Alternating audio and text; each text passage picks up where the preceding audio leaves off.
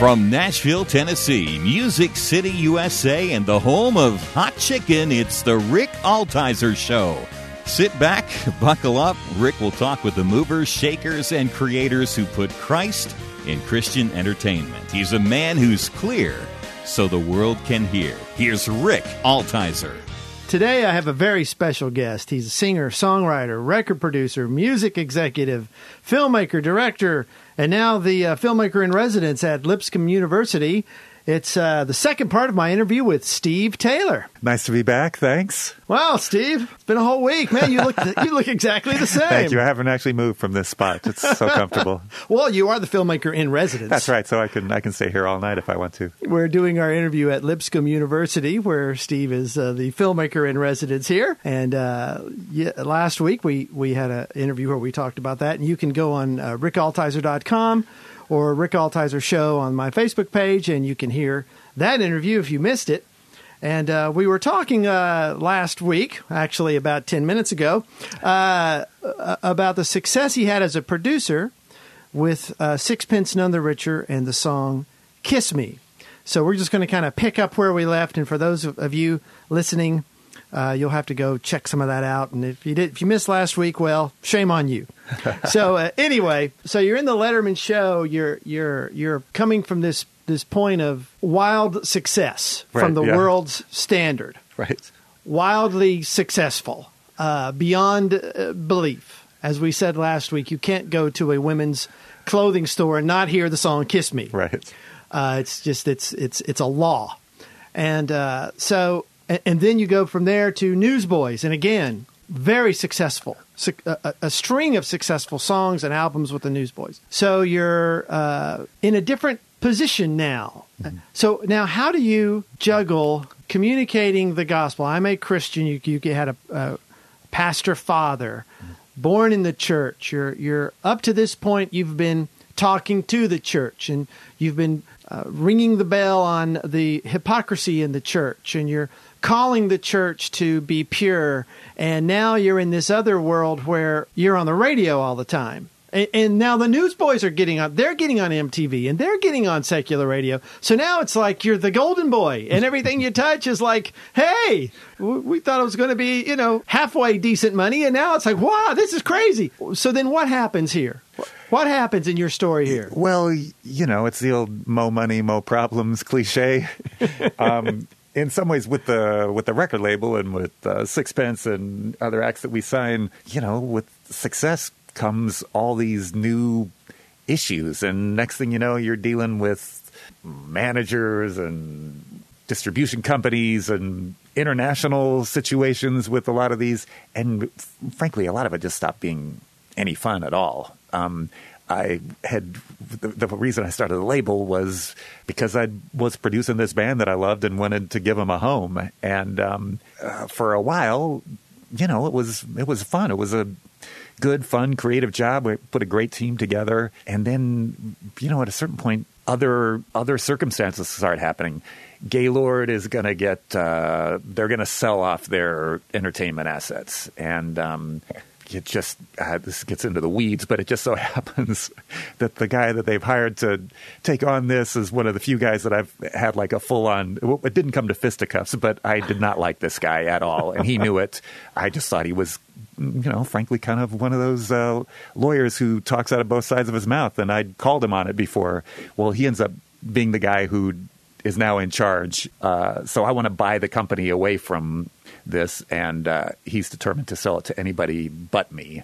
So from there comes an epic year-long battle of trying to get the company back, and ultimately I was not successful.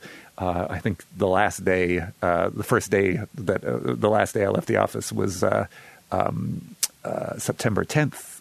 So I wake up on 9/11, 2001, and and the world changes that day. So it's always easy for me to remember the end of that sort of era. Interesting. But I'm also now in a situation where I'd studied film along with music in college, thought it would probably be better to be in a band in my 20s and a filmmaker in my 50s and the reverse. And now I've actually got freedom. And it wasn't necessarily my choosing, but I can actually do whatever I want. And I think, well, I'd been sort of making steps as a filmmaker and, learning more and more incrementally. I started off directing my own music videos and then started getting hired to direct other people's music videos. When Sixpence did Kiss Me, I ended up directing their music video. We shot it in Paris because that sounded like fun. Mm-hmm. And it was a great video too. Thanks, I love that. I love that video. So it's like, maybe I should pursue the filmmaking. I had actually, when I'd made the deal for Squint, part of the deal was they Squint was your record label. Yeah, Squint Entertainment was a record label. You were now an executive of. Yes, and it was also supposed to be a film company, so they actually gave me money to fund like $1 million to do my first film. And my bad. I spent while I was running the company, I spent the same 3 years working on a script, and we did a table reading. I invited actors over, listened to the table reading, and at the end of it realized this script is unfilmable, and if I made it, it would be unwatchable. So I went back to the drawing board and decided I need to write a script that's more within my experience in Wheelwell. What do I know about? Well, I know quite a bit about church culture, and I felt at the time like there was very few times that I actually seen church culture portrayed in a way that rang true for me.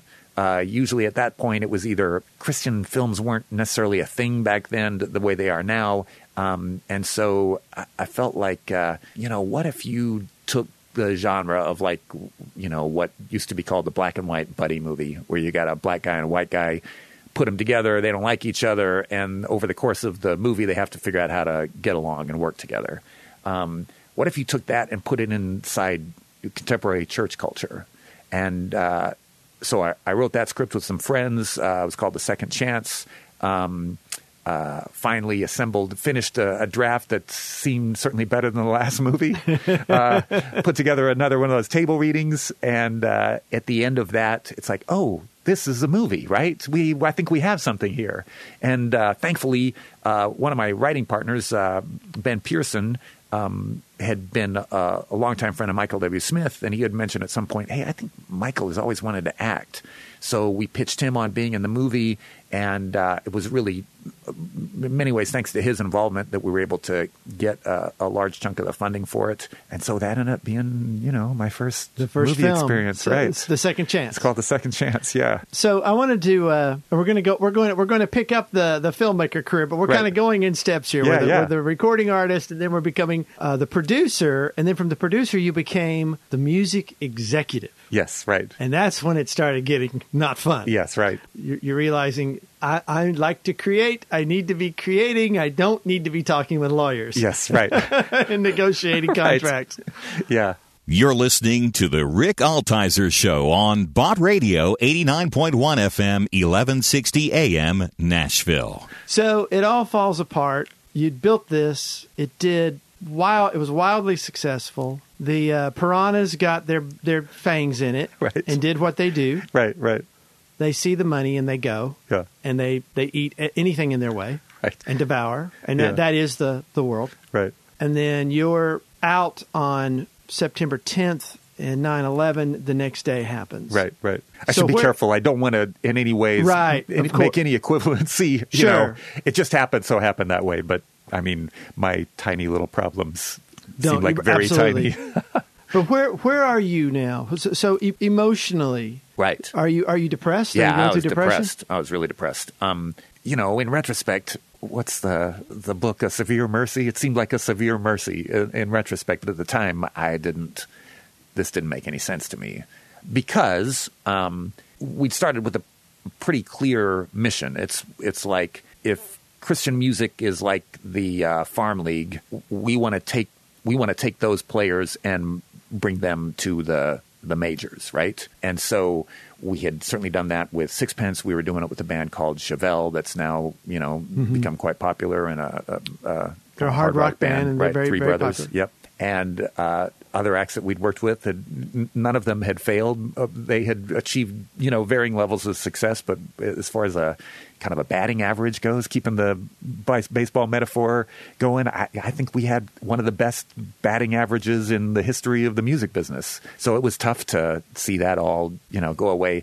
Frankly, through just pure guile. I'd worked with some fantastic people, and we were also aligned with Word Records at the time, and the people I'd worked with at Word couldn't have been greater. But when they went away from the equation, I kind of ended up getting the worst of the music business, and that was certainly the case here. Well, there's going to be people listening right now, and they're going to be in a situation where their world has crumbled. Right. Their businesses, a business partner, a company buys out their company, and they're just out of a job. Yeah. And they're sitting here right now, and they're listening to this interview, and they're kind of going, I didn't have a number one hit record all over the world, but I can relate a little bit to that. What did God teach you through that? Tim Keller, one of my favorite pastors, and yes. Learned so much through his sermons and books. Wrote a book just about how we make finite things ultimate things and turn what can be good things into idols. That book has spoken to me at many times. It was just realizing that as good as what was going on with Squint and with all these things, like it had just gotten too important. I couldn't imagine it not continuing on, and thankfully God is cares more about who we are and our hearts than he does about our success story. It's a lesson that I have to periodically keep learning, but I would never tell somebody, that God took this away from you, or that God was the one who shut it down. I don't know. But in my experience, good things come from those times. And they're not necessarily tied to greater success in the next arena or anything like that. They're just tied to matters of the heart, and ultimately realizing what's important, and who the God that we serve is, and what we're put here to do. Even in the midst of that, God's still sovereign over it. Absolutely, yeah. As a recording artist, you get off a plane, and there's somebody to pick you up. Right, yes. Can I carry your bags for you? Right. Then you go to the church. Oh, can I get you a Coke? Right. Can I get you anything you need? Can I go and get your favorite food for you? Most people don't have people do that for them. Then you produce this big record, and now you're like in this whole other league. In a sense, I would just imagine as a human, because we're all broken. Yes. The praise of men is, I've talked about this with other people, I believe the praise of men is enticing and it's addictive. Yeah. It changes what you do and why you do it, because you want to keep getting it, because you've now become addicted to it. Right. The motivation for why you were doing what you did at the first place is now changed. Mm-hmm.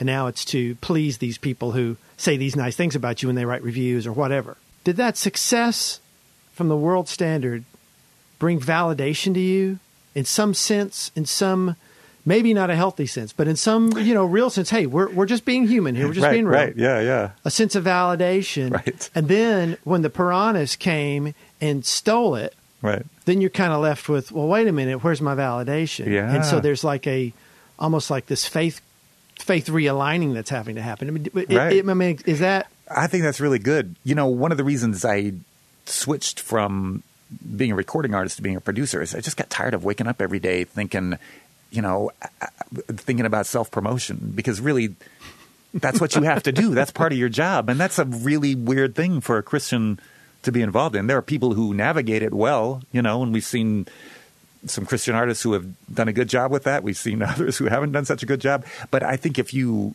stop looking at that as a problem, you've probably already lost. Like, that's a weird job to have, is a constant cycle of self-promotion, no matter how humbly you approach it. So one of the ideas behind being a producer was I would rather help other people do this than have to think about myself all the time. Let them go on the road. Right. Well, that too, yeah. But and then in many ways, starting the record label wasn't a dream of mine. It was just, how do I better serve these artists? But I got to say, when you've done this for a certain while, and I've told friends this who are artists, it's like it's never enough. You were never going to feel like you've got the recognition that you deserve. I don't care I don't care how high you go, you still always feel like it's like a disease, right?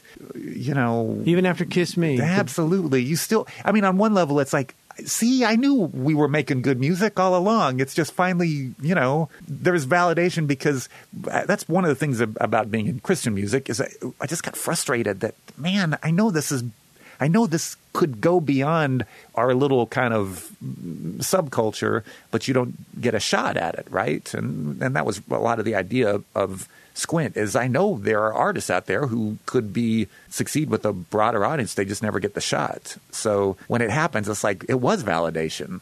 And yeah, then when it gets taken away by other forces, it's like it feels kind of like a robbery. But, you know, we're not really put on this earth to be self-validated. That's not really the gospel message, is it? It was always, just by virtue of being in the entertainment world as a Christian, you're already in a weird place to begin with, and you're already walking a very fine line, and sometimes you do it better than other times. It's a hard walk when you're a Christian entertainer, or whatever you want to put on it. Right. Because in order to be a good entertainer, it has to be, hey, look at me. Right, yes. And this is a fairly new job description. Yeah. You know, this job didn't really exist back in ancient Rome, or no. This is a new thing. And so juggling that self-promotion, hey, look at me, with the Great Commission, which is to go and make disciples. Right. Which sometimes, hey, look at me, I'm going to entertain you, and woohoo.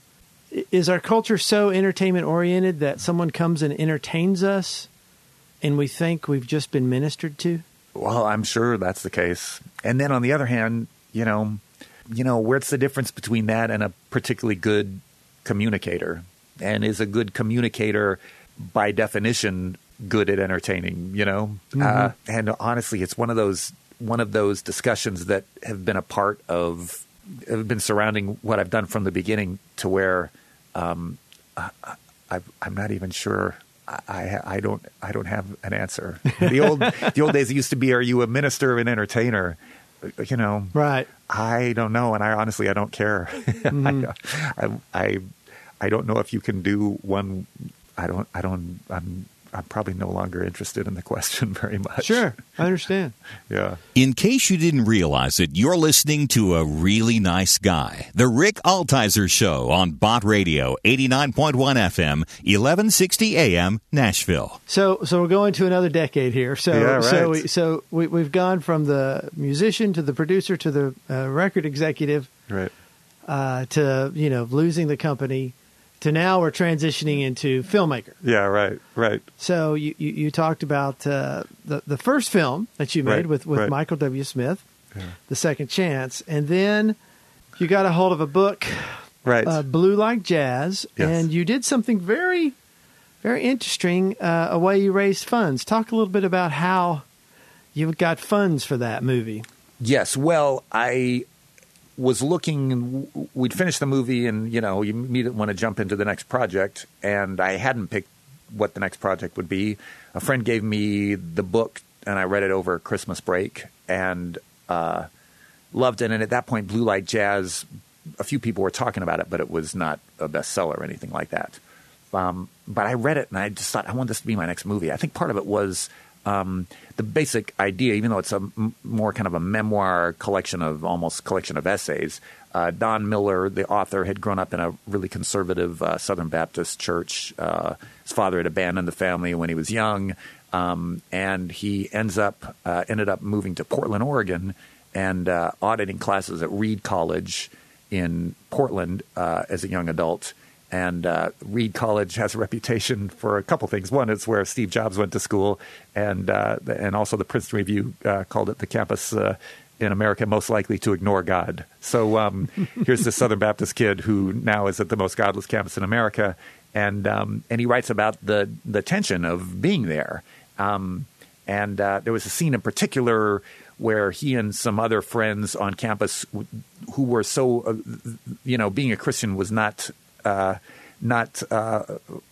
smiled upon at Reed, and so he and some other friends formed this kind of underground church. But they they're afraid to get outed, right? And so they decide to essentially to come out of the closet. They build a confession booth during the big end of the year party on campus. And instead of people coming in and sort of mockingly confessing their sins, he and his friends came out as Christians and said, but they said they're sorry for the fact that the gospel of Jesus has been so diluted and, in many ways poisoned by hypocrisy over the years.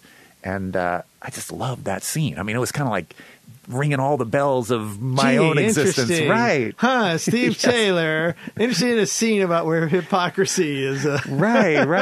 I mean, it's an ongoing story. With you. Well, and also I'd gone to Boulder, Colorado University in Boulder for school, and that was its own version of Reed College on a much bigger scale. Mm-hmm. So I also felt like on some level I'd lived that story.